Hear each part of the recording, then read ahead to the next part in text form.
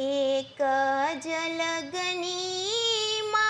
મારા જીવના ઉધારની રે, એક જલગનીમાં મારા જીવના ઉધારની રે, જન્મ મરણથી મુક્ત થાઉજી હો, જન્મ મરણથી મુક્ત થાઉજી। મહાપાત્ર સમજાવે અમને છેલ્લી આ તક છે ને, એક દિવસ આવી જાશે જી, એક જલગનીમાં મારા જીવના ઉદ્ધારની રે, જન્મ મરણથી મુક્ત થાઉજી। સ્વતરફ અરીસો રાખી, જાત તપાસવીને, સ્વતરફ અરીસો રાખી, જાત તપાસવીને, ભૂલનો સ્વીકાર કરી લેવોજી, સવારે ઉઠ્યાનો ઉઠ્યા શ્વાસ રૂંધાશે તો, છેલ્લો દિવસ આવી જાશે જી, એક જલગનીમાં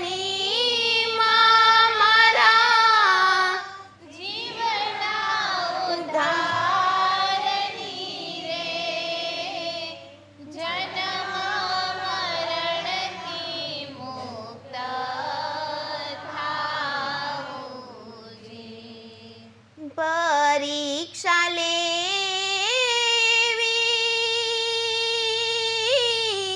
મનડા ડગાવી દેઈ, પરીક્ષા લેવી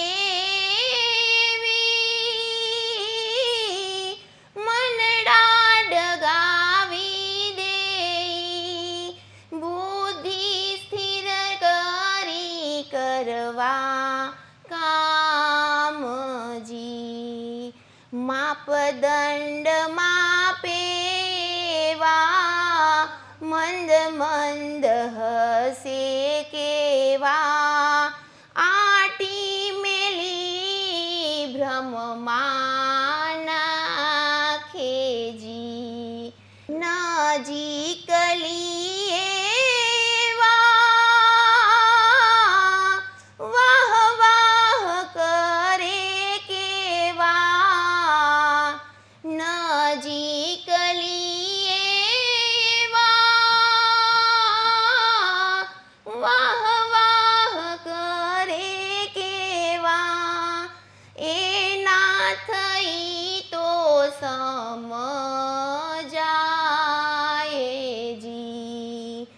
માન અપમાનની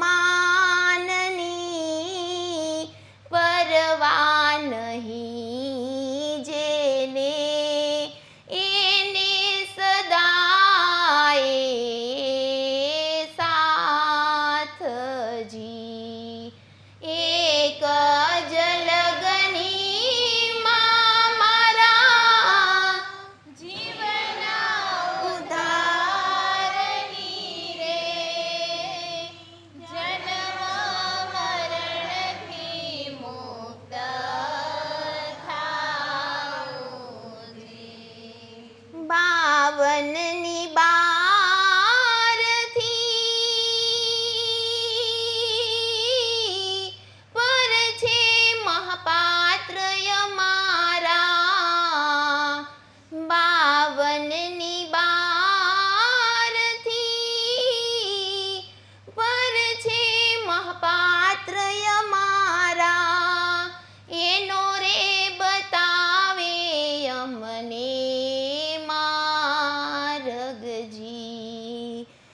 આચરણ કરી જો માનવ સતપંથે ચાલે તો એને ઉતારે ભવ પારજી.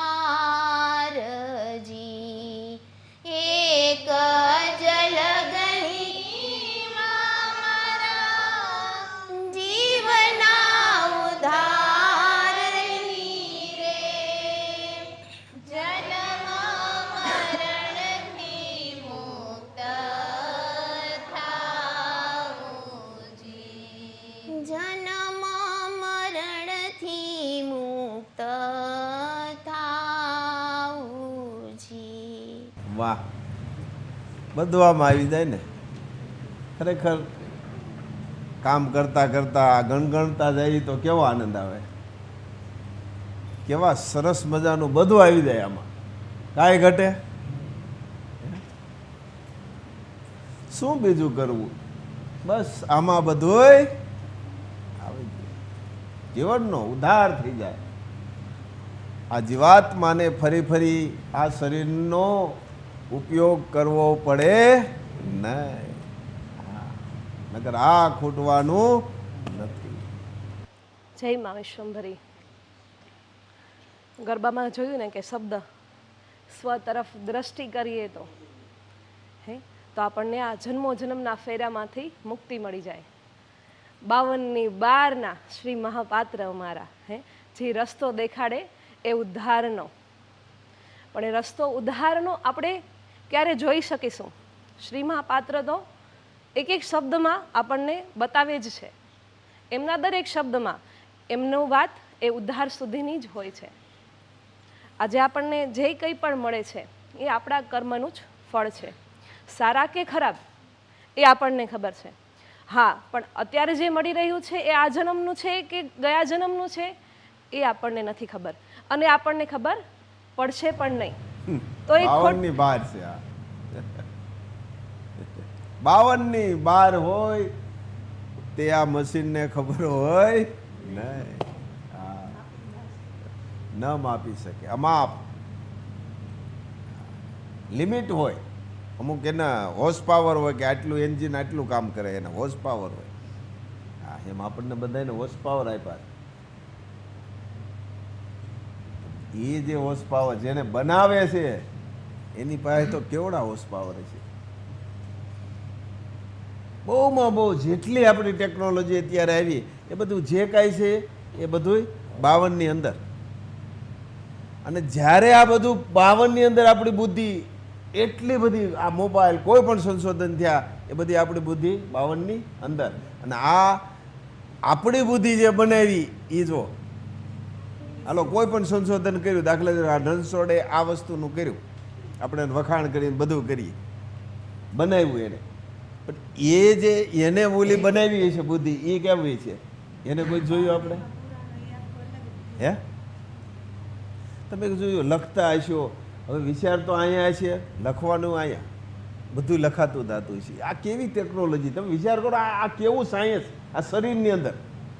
અથવા અહીંયા તમે વાત કરતા હશો, પાછું કામ બીજે છે, ત્યાં શું થાય છે એ પાછી તમને ખબર છે. તમારું કોમ્પ્યુટર આવું કરી શકે? સંશોધન માણસે જ કર્યું ને કોમ્પ્યુટરનું, એ લખી શકે જે કાંઈ છે એ લઈ શકે, પણ ડબલ કામ ન કરે. આ ડબલ કરે, ડબલ કરતાય કરે, પાછું જોવે હોત ત્યાં શું થાય એ પાછી આંખથી જોવો એ ખ્યાલ હોય, સાંભળે છે, જોવે છે, લખે છે, હા, પાછું બોલતોય જાય. આવું સાયન્સ ક્યાં આવ્યું તમારી પાસે? આ શરીરની આ જે રચના કરી, જો ખરેખર આ કેવી ટેકનોલોજી આ શરીરની અંદર નિર્માણ કરી. આ આંખનું તેજ ક્યાંથી આવ્યું? દૂર દૂર સુધી તમે નક્કી કરી લો, નજર જાય ત્યાં લગી. એટલે જ કહું છું ને, ક્યારેક બેસો, જેને બનાવ્યું તે જોવો, નિરાતે શાંતિથી આંખ બંધ કરીને બેસવાની જરૂર નથી. બનાવ્યું છે તેને જોવો, કેવું બનાવ્યું માએ, કેવું નિર્માણ કર્યું. સૂર્ય, ચંદ્ર, ક્યાંય છેડો છે અર્થિંગનો, વાયરનો? ક્યાંય કોલસો કે ના પેટ્રોલ ડીઝલ ગીરીસ જાય ક્યાંય? છતાં જો એનું કાર્ય અને જ્યારથી સર્જન કર્યું ત્યારથી એની એ સિસ્ટમ જરાય ઘાત ઉભાય તો નહીં હોય. તમે બેરિંગ બનાવો તો ઘસાઈ જાય 2 વરીએ 3 વરીએ. હે અને ગતિ જો પવનને કોઈ માપી શકે? કોઈ તાકાત છે? કયું સાયન્સ માપી શકે પવનને? કોઈ ન માપી શકે કે આટલો જ છે. સૂર્યના તેજને કોઈ માપી શકે? વરસાદને કોઈ માપી શકે? આપણી અંદર ઘણા જન્મોની અમુક એવી સુસપ્ત શક્તિઓ પડેલી છે. પ્રકૃતિમાં જ જુઓ તમે, તમારી શક્તિઓ ખીલશે, જાગૃત થશે.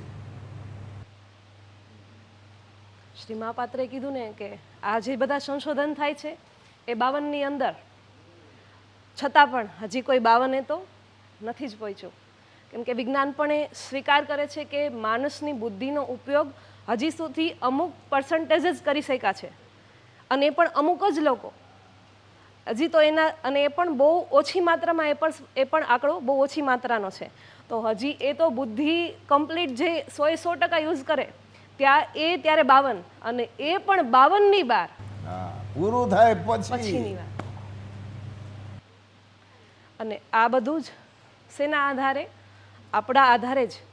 આપણા સ્વ તરફ દ્રષ્ટિ. શ્રી મહાપાત્ર વારંવાર કહેતા હોય છે કે સ્વ તરફ દ્રષ્ટિ કરો.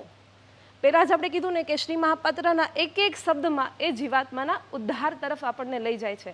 પણ આપણે એ શબ્દને માત્ર આટલો ના જોઈએ, એની વ્યાપકતા જાણીએ તો, એમના એક એક શબ્દનો ઊંડાણપૂર્વક આપણે એનું મનોમંથન કરીએ તો. શ્રી મહાપાત્ર શું સ્વ તરફ દ્રષ્ટિ કરો એટલે માત્ર એટલું કહેવા માગે છે કે કોઈ વાત કરતું હોય તો આપણે એ વાતમાં કોઈની આગા પાછી ન કરવી, માત્ર આટલું જ છે સ્વ તરફ દ્રષ્ટિ? નહીં ને. હું મારી ફરજ પૂરી કરું છું કે નથી કરતી, એ મારી સ્વ તરફની દ્રષ્ટિ. મારું કર્તવ્યનું પાલન પૂરું થાય છે કે નહીં, એ મારી સ્વ તરફની દ્રષ્ટિ. આટલું માત્ર નહીં, હજુ આગળ જોઈએ તો કોઈ મારા અવગુણો મને કહી જાય ત્યારે મારે સ્વ તરફ દ્રષ્ટિ કરવાની કે એ અવગુણ મારામાં છે કે નહીં, અને જો નથી તો એ વાત મારી અંદર મારે નથી રાખવાની. જો અંદર હશે તો ક્યારેક રાઈનો પહાડ બનીને બહાર આવશે, તો એ વાત પણ મારે અંદરથી બારે કાઢી નાખવાની. મેં બહાર કાઢી કે નથી કાઢી, એ સ્વ તરફની દ્રષ્ટિ. આજે મને જે કંઈ પણ મળી રહ્યું છે, હું એનો માત્ર આનંદ જ માણું છું કે પછી હજી એ આનંદ યથાવત રહે એ માટે પણ હું કંઈક કર્મ કરું છું, એ સ્વ તરફની દ્રષ્ટિ. અને જો હું માત્ર આનંદ જ માણું છું તો એ આનંદ ક્યારે સમાપ્ત થઈ જશે એની કોઈને ખબર નથી. કારણ કે ગત જન્મના અમુક આનંદનો પણ અમાપ છે. હો, અમારો અનુભવ છે, ખૂટે જ નહીં, વધતો જ જાય, વધતો જ જાય. અને આપણે આનંદને દબાવતા જઈએ છીએ. એને ખુલ્લો કરો, નિખાલસ બનો. નિખાલસ બનશો એટલે આનંદ આવવા મળશે.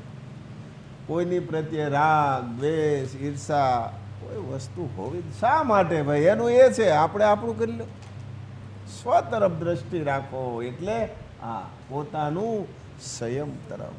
એટલે અંદરનો જે સુષુપ્ત આનંદ જે પડેલો છે ને, એ આનંદ બહાર આવે.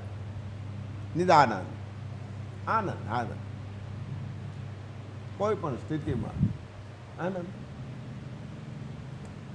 ગાડી ન આવી, મોટરસાયકલ ન થયું, ઓલું ન થયું, એ આનંદ નથી. એ બધો લૌકિક ક્ષણિક છે બધો. મેં ક્યાંય ભૂલ નથી કરી, મેં કોઈ ખરાબ કર્મ નથી બાંધ્યું, એ આનંદ. આ બધા શબ્દોના આનંદ છે.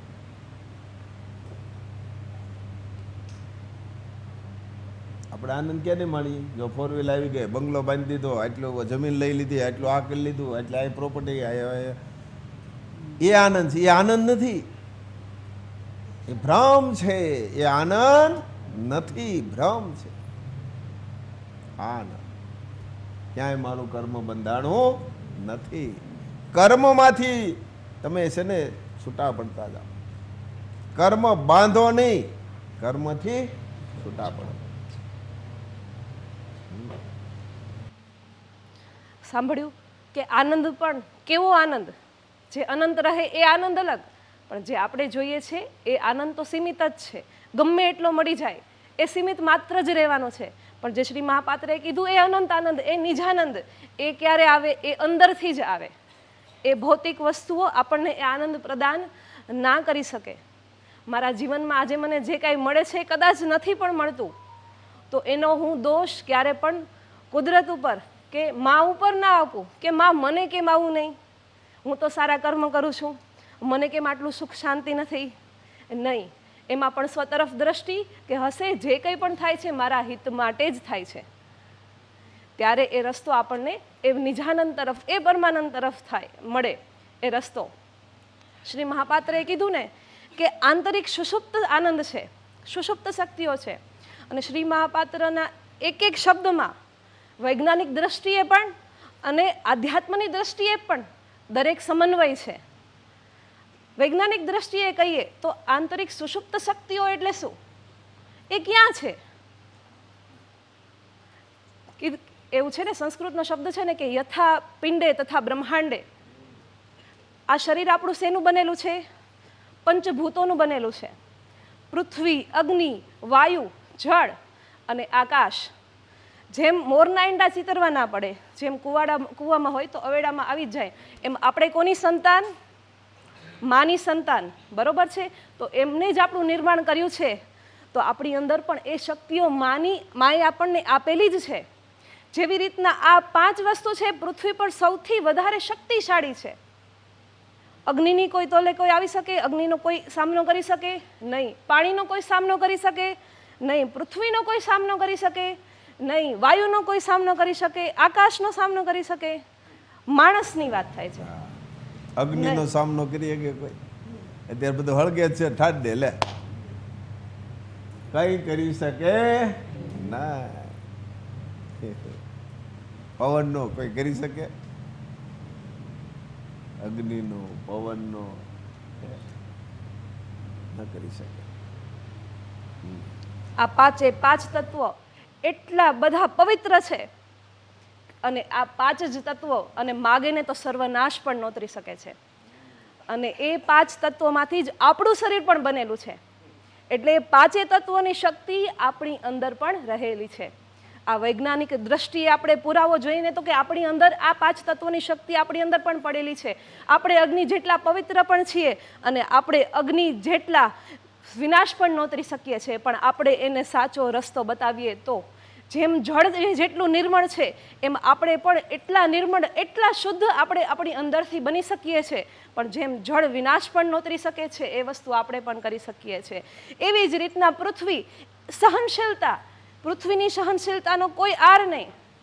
કેટલી સહનશીલતા, આપણે એની ઉપર જ ચાલીએ, એની ઉપર જ ખોદકામ જે કરીએ, ક્યારેય પણ આપણને તો પણ અમને આપ્યું જ છે પૃથ્વીમાં એવડી એમની સહનશીલતા. અને પણ જ્યારે એ ધારે તો એ સર્વનાશ નોતરી શકે, જે આપ્યું 1 સેકન્ડ વારમાં પાછું લઈ શકે એવડી તાકાત. વાયુ, ક્ષણભર પણ, સેકન્ડ વાર પણ તમે વાયુ વગર ના રહી શકો. અને એ જ વાયુ જો લહેરાતો હોય તો આનંદ ભરી દે ને. અને આકાશ, 5મું તત્વ, અંતરિક્ષ, અનંત, એટલે કે આપણી અંદર જ છે એ વસ્તુ, આપણો જીવાત્મા. અને આ વસ્તુ એ આપણને અનંત સુધી લઈ જઈ શકે. પણ જો એને જાણ્યો તો, જો આ શક્તિ આપણી અંદર જ છે તો આપણે આપણી સ્વતરફ દ્રષ્ટિ કરી અને આપણે એને ઉજાગર કરીએ. આપણે યથાપિંડે તથા બ્રહ્માંડે, તો એમાં પ્રકૃતિમાં એટલું બધું છે તો આપણી અંદર પણ એ છે. પણ આપણે એ બંને વચ્ચેનો તાળમેળ કરીએ. અને શ્રી મહાપાત્ર કહે છે ને કે પ્રકૃતિમાં નિરીક્ષણ કરો, બંધ આંખે નહીં, ખુલ્લી આંખે. પણ એ આપણે બેસીશું, એ આપણે કરીશું તો આપણી આંતરિક શક્તિઓ જરૂર ને જરૂર ઉજાગર થશે. અને જેનો સીધો સરળ માર્ગ આપણને શ્રી મહાપાત્રએ આપેલો જ છે. હવે આપણા હાથમાં છે કે આપણે શક્તિઓને ઉજાગર રાખવી કે પછી પાછું આ પંચભૂતોનું બનેલું તત્વનું જે શરીર છે એને પાછું એમાં જ ભેળવી દેવું. જય મા વિશ્વંભરી. સરસ. જાણવું અને પછી માણવું. આજ આપણે માણી નથી એકતા, જાણીએ છીએ બધું. અમેરિકામાં હું થયું, ભણે હું થયું, ઓલે હું કર્યું, ઓલે હું, બધી ખબર છે, બધું જાણીએ છીએ ને. પણ માણ્યું કંઈ નહોતું. આપણે સાયકલ થઈ તો સાયકલનો આનંદ હજી માણતા નથી ને, થાય કે મોટરસાયકલ થાય તો કરી છે ને. આજ મોટરસાયકલ માંડ રણછોડ થાય, થાય કે 4 વ્હીલ થાય તો. 4 વ્હીલનો આનંદ હજી માણ્યા નથી, મળી હાલો તો એ માણ્યા નથી ને, થાય કે હવે આ થાય તો. એક કંપની ઊભી કરી તો કોઈ બીજી થાય તો જે મળી છે એ આનંદ હજી આપણે માણતા નથી. તા પાછા આપણે આગળ અપેક્ષાઓ એટલી બધી પડેલી છે. બ્રહ્મ આપણે જીવીએ છીએ, વાસ્તવિકતામાં જીવતા નથી. બ્રહ્મથી બહાર આવો, સત્યને જાણો, વાસ્તવિકતાને પૈસાનો. જય બાસ.